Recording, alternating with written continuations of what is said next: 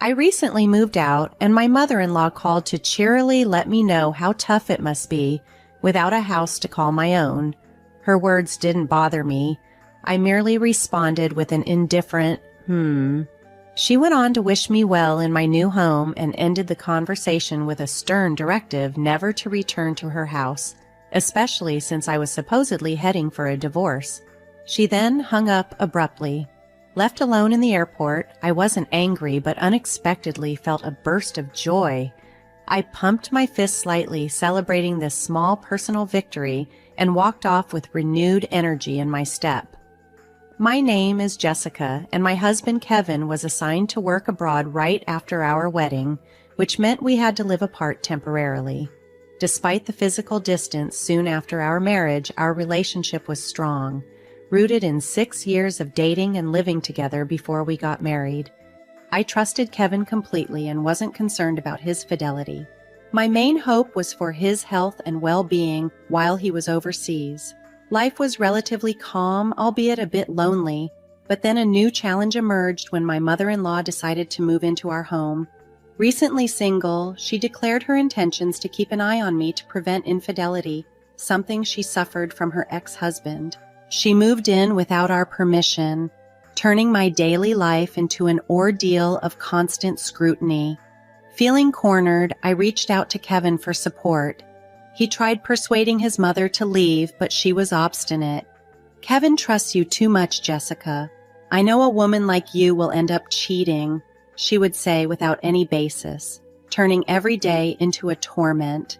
She wouldn't cook for me or share any food she prepared, and she never bothered with groceries, using up whatever was in the fridge for herself. This ongoing surveillance made my life unbearable. Desperate, I turned to Kevin for help. He repeatedly urged his mother to leave, but she refused to listen. "Kevin trusts you too much, Jessica. I can tell a woman like you will cheat," she accused baselessly, giving me a headache every day. Regardless of what I did, she linked it to infidelity. My mother-in-law wouldn't even prepare dinner for me. She would cook for herself using food from the fridge, but never left any for me. Moreover, she didn't go grocery shopping herself. She used the ingredients that were meant for both of us, adding to the daily strain. I had bought groceries for my cooking only to find them missing when I returned home. Despite my complaints, my mother-in-law either ignored them or simply didn't care. "I suppose you had dinner out with your boyfriend since you're cheating," she would suggest, which infuriated me to no end. The situation worsened during my job's busy periods. I often came home late, and each time I tried to cook, she would stir up trouble. "You must be cheating if you come home at this hour and leave your mother-in-law alone," she accused. The constant accusations were so stressful that I started feeling unwell. "Please leave, I'm not cheating. I truly love Kevin," I pleaded with her. But Kevin, unable to return to Canada due to his commitments, did his best from afar to convince his mother. Yet her responses were disheartening. "So you want me to leave that badly? You must be cheating," she would conclude, leaving me sighing in despair. One day off, I went to meet a friend for some respite. Predictably, my mother-in-law accused me of cheating again and followed me clumsily, hiding behind lampposts and the brick wall of her house as she tried to catch me in the act.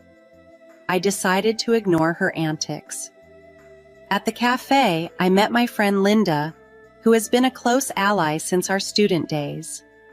Linda, known for her tough demeanor and androgynous street style, was quick to notice when a flash of light blinked from my mother-in-law's camera. "What's that?" Linda asked, suspicious. Seeing the humor in the situation, I explained that my mother-in-law might have mistaken her for a man because of her style, which made Linda burst into laughter. To tease my mother-in-law further, Linda jokingly held my hand, and every time my mother-in-law took a picture, Linda would lean closer and make a show of it. Each flash from the camera was met with more laughter from us. I checked in the mirror at one point and saw my mother-in-law, Seemingly thrilled by the spectacle she believed she was capturing, her excitement visible even from a distance. The situation had become almost comically absurd. After watching my mother-in-law's clumsy spying attempts, I felt a rush of relief from the tension and decided to enjoy some light shopping with my friend Linda. Unsurprisingly, my mother-in-law followed me home again, ducking behind lampposts and walls as if we were playing a giant game of red light, green light. I indulged in the game, darting around to see her scramble into hiding. It was strangely entertaining. Once I got home and began to remove my shoes, my mother-in-law burst through the door barely a moment behind me, excitedly brandishing a disposable camera. "Jessica, I finally have proof of your infidelity. I'm sending all of these to Kevin, so be prepared," she announced triumphantly. "Oh, really? Good luck with that," I replied nonchalantly. She didn't appreciate my calm demeanor and spent the rest of the day hovering around me like an annoying bee, insisting she had caught me red-handed. "It's clear proof of infidelity. Your face and his are both in these photos," she claimed. I kept my cool. "That's fine," I assured her. While it was unfortunate that she mistook Linda's androgynous appearance for a man, Kevin had met Linda several times before our wedding. Even if my mother-in-law sent him the photos, Kevin would easily recognize her as just a friend. As I dealt with my mother-in-law's childish antics, an unexpected business trip came up, requiring me to travel overseas. It was disappointing that I wouldn't meet Kevin, as it was in a different country, but it couldn't be avoided. I informed my mother-in-law about my trip. Though I didn't seek her opinion, she somehow construed it as a chance for a romantic escapade. While I was packing, she smirked and commented, "It'll be a big problem if you come back pregnant from your romantic getaway. Kevin hasn't seen you in a while, so it won't be easy to pretend the baby is his." Her wild imagination rendered any serious conversation pointless. "Yes, indeed. But remember, it's a business trip, not a romantic getaway," I responded, dismissing her baseless speculations with a wave of my hand, determined not to let her fantasies disturb my focus on the upcoming professional commitment. After a hectic business trip that seemed to blur by with its non-stop pace, I returned to Canada, thoroughly exhausted. Even my boss, who had been on the trip as well, looked visibly drained as she headed to her own home. I had planned to unwind a bit by purchasing some duty-free sweets before heading back, so I settled on a bench to relax for a moment. That's when my phone rang. It was Linda on the other end, and she had some unexpected news. Jessica, welcome back. There's something I need to tell you. Your mom came to the company on family business," she said. The company Linda's family ran wasn't the type that just anyone would visit, so hearing that my mother-in-law had shown up there instantly got under my skin. Linda explained how she dealt with the situation and asked if she had been too harsh. I reassured her with a laugh. "No, I think it was just right." Just as I was about to hang up and collect myself to leave, my phone rang again. This time it was my mother-in-law. "Jessica, you should be back from your trip now. Did you enjoy your affair trip?" she inquired sarcastically. "It wasn't an affair trip, and no, I didn't enjoy it. It was all work," I responded dryly.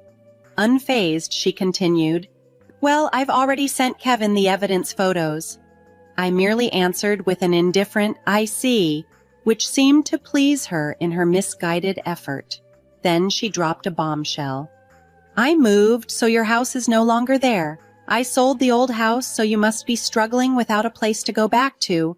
But hang in there," she chirped, clearly enjoying the moment. I gave a disinterested, "huh," in response, to which she cheerfully added, "Enjoy your life in your new home. Thank you, and please never come back to our house.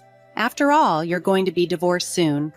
After she hung up, I stood at the airport for a while, absorbing her words. But instead of anger, a sense of relief and joy gradually filled my heart. I clenched my fist in a small victory gesture and started towards what I still considered my home, albeit with a lighter step. Of course, when I reached the house that my mother-in-law claimed to have sold, I noticed many of my things were missing, presumably taken out by her. Despite this, the relief of being away from her drama was palpable, and I was ready to start anew, unfettered by her antics. Acknowledging the situation as a messy, albeit unexpected, resolution, I took the first steps to secure my newfound independence. I called a locksmith immediately to change the front door locks, ensuring my mother-in-law couldn't re-enter the home she claimed to have sold. Feeling a sense of victory, I sprawled out in the living room, basking in the comfort and freedom I had just secured. In a burst of elation, I made a fist pump and shouted, "I did it!"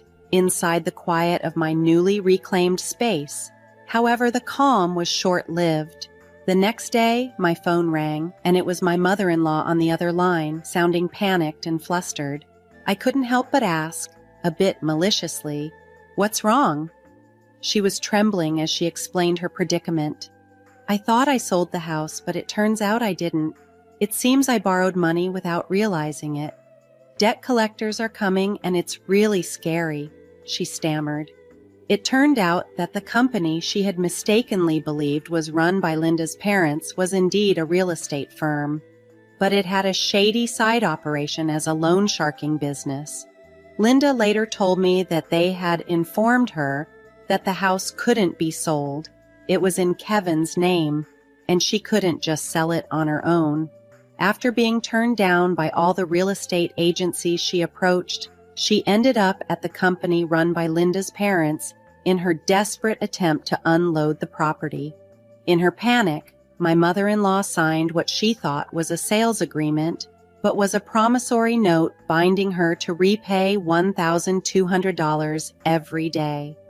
She managed to scrape together enough to appease the debt collectors for the day, but the relentless daily demand was beyond her capacity.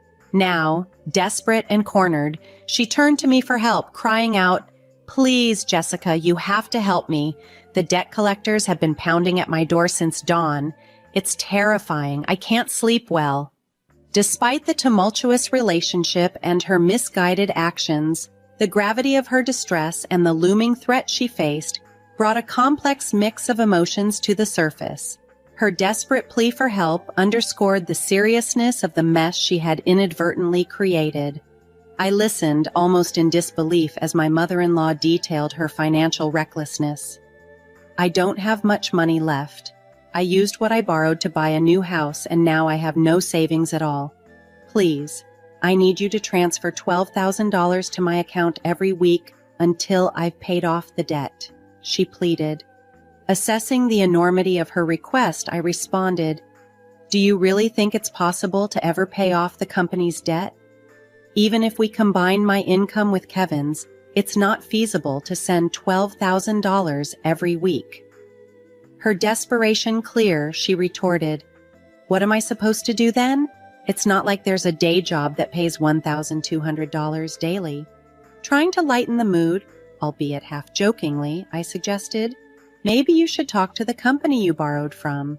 They might even have some suggestions for a job." To my surprise, she took my offhand remark seriously.